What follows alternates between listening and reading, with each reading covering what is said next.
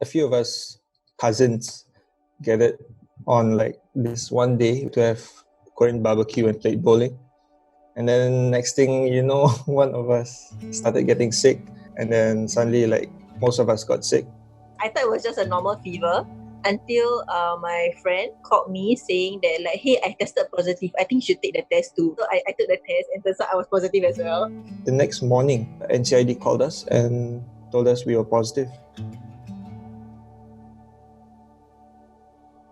My wife and I, we were warded together. I was in the hospital for about 49 days. There's only two choices, whether you feel bad or you feel good. I try not to even think about COVID, so I'm just like, oh, okay, so what's on sale today? You know, things like that. I use that as an excuse, like, oh, I have something to look forward to when I come home. I had to tell myself that I should be strong for my wife. I was more worried that if we were to get separated in any circumstances, like what would we do? All of us, my cousins and I, we all fasted. I did fast for a couple of days. At the back of my mind, it says that I'm sick. I don't need to fast. But I tell myself that I want to fast for my religion and stuff. I am actually very blessed to have a very, very strong support system. Having relatives who are in the same hospital, in the same ward, we understood each other on like our needs and stuff like that. Even though we are not physically together, but we knew that we were in this together in spirit. Happy birthday to Ibu. Happy birthday to you. Woo! I was discharged a few days ago, and when I came out, I was like, oh my god, I forgot how hot Singapore is. First thing I wanted to do was just have a walk outside. It was like Christmas. I was opening my packages. I went to the supermarket because there's nowhere else I could go. Honestly, a culture shock to me. You had to queue for everything. There were escalators closed for like specific routes. I didn't realize the privilege I had, which is freedom.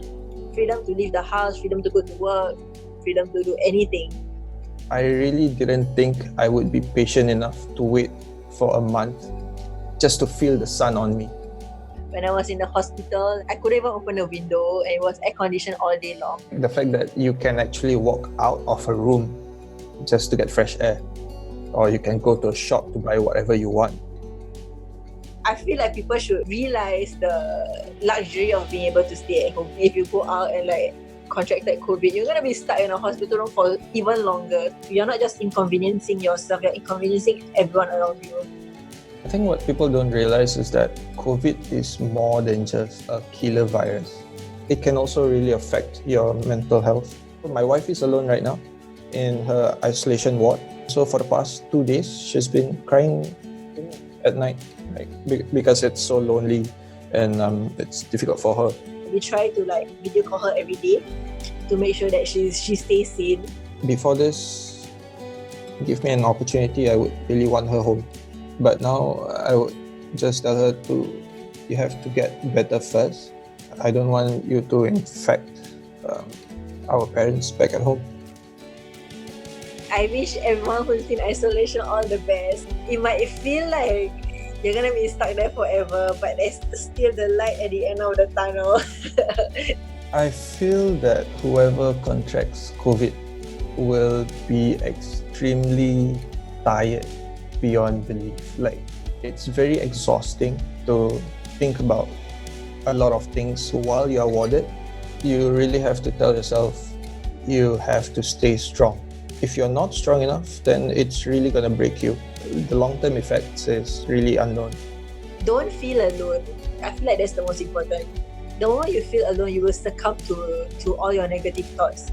Just make one phone call. And like to those around them also, like try to check in on them every day to see like how they're doing and stuff like that. Do activities that helps you stay positive. Do anything that make you forget that you have COVID-19. There's no other way of fighting the disease out. It's only by fixing the symptoms or just letting the virus slowly get out from your body. Just stay patient, and one day, sooner or later, once you feel healthy, you'll get out.